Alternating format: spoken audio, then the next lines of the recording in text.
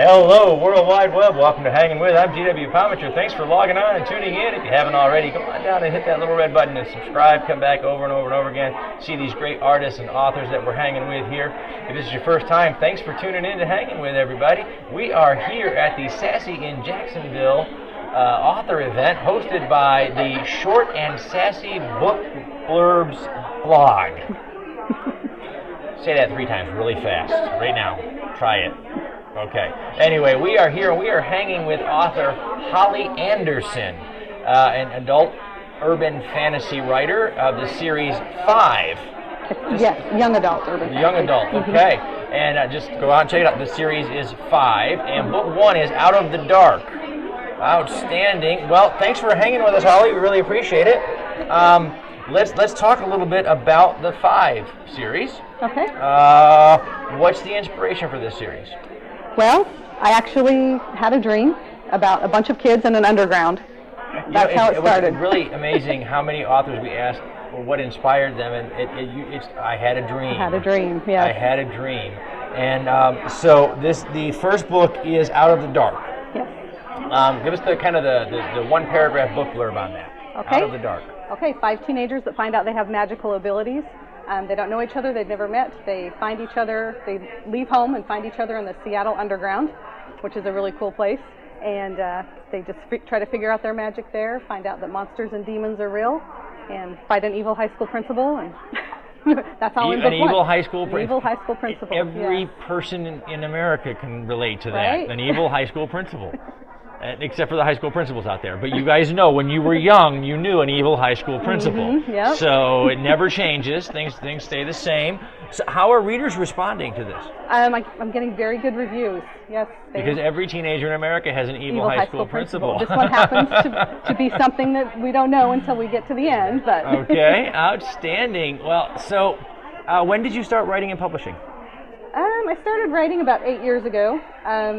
And I first published, this one came out in 2013, August of 2013. Wonderful. And things are going well? Yes. Yes, she's very happy. She says yes. Yes. It's going very, very well. Yes, I love my publisher. It's awesome. Fantastic. What are some of the most daunting challenges in getting started becoming a writer? I think overcoming your own, sorry, I can't think of the word. It's just scary. It's scary to let other people. There's a little angst there, isn't there? Yes. Yeah. Especially to let other people read it. Like I was writing for 4 years before I let anybody read anything I'd written. Wow. And so that was the hardest. It is though, because the writer creates all the time. You never stop creating. You're always writing something in your mind or on a piece of paper. We scribble on napkins, whatever's available. But to actually turn it over and say, okay, what do you think? That's pretty scary. Hard. Yeah. And then to take it out to the world is a whole nother level of scary, because now it's like you're entering the worldwide homecoming queen pageant. You're like, oh God, this is everybody's judging you. Yeah, what and so it is kind of scary. But on the other side of that, what are some of the rewards of being published out there now? I absolutely love it when readers email me, especially young adults. I have a lot of grown-up readers as well. But I love when the young adults email me. We love to talk about the readers and the fans who come to the tables and they tell their stories about when they read your book or when they discovered your book. But we all know that teenagers are a very different reader than the adult readers. So what are some of the coolest or most unusual things that a reader has emailed you and said, hey, this is what I got from your stories? So just recently I visited the Star Academy in San Francisco, and it's a special needs school. And so they all do NaNoWriMo. They all write a book. And so I've gotten a lot of emails from them since that visit, from the individual kids. And I think the best one was from a girl named Kahlo, and she has written a novel, but she asked me a million questions about, she read all 3 of them, and asked me a million questions. Well, what happened to this character after? And do these 2 ever get married? And it was just like, like I could have written another book just with her question. That's fantastic. So it was great. That's it was fantastic. really great. That really is. So these kids kind of hook up in the Seattle Underground. Yeah. Okay, so that's a little bit of research. So so either we've got your bad girl in your teens, or where'd that come from? So So like I said, I had a dream that these kids were in an underground somewhere. Okay. And so I just kind of did some research about what cities have actual undergrounds. Okay. And Seattle was one, and I love Seattle. So I did research on the line, and then I decided I needed to go there to actually get the feeling of it. And so we went to Seattle and did the underground tour. I've done it twice now. I bought a book there. I've talked to people from Seattle. So that's kind of just really dove into the research. Yeah. Nice, very nice. So your characters get to live in a world where the magic and the monsters and everything is real. So what would be kind of your favorite magical superpower? What is that? I think the power to heal.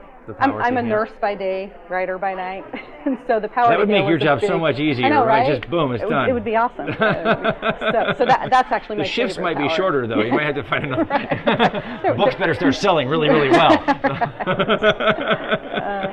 So you got some supernatural folks here. They got some magic powers. What are some of your favorite bad guys and villains out there, and especially in the supernatural world? Voldemort. That Absolutely, right, yeah. She set the bar. Right? The bar's high now.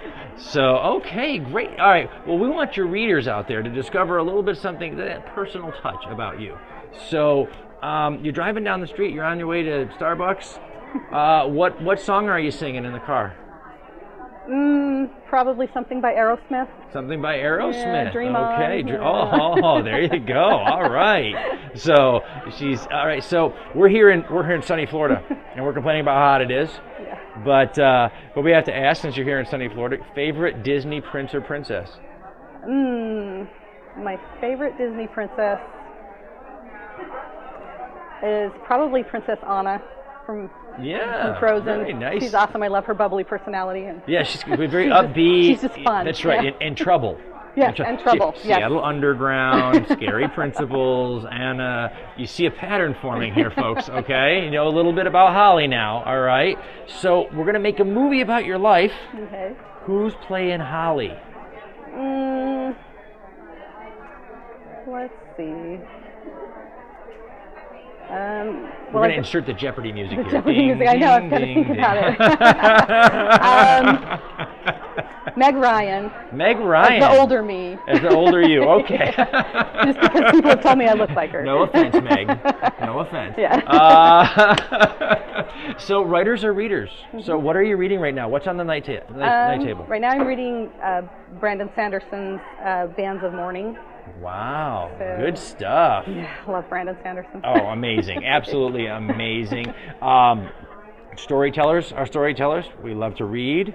We love to see what other people are doing visually and in songs and in music. So what TV shows are out there that you're interested in right now? Oh, Supernatural. Supernatural, okay. Sam and Dean, you have the fan, okay. Yes. And outstanding. Any movies coming out you're looking forward to? Anything you're chomping at the bit for? I was really looking forward to Captain America: Civil War.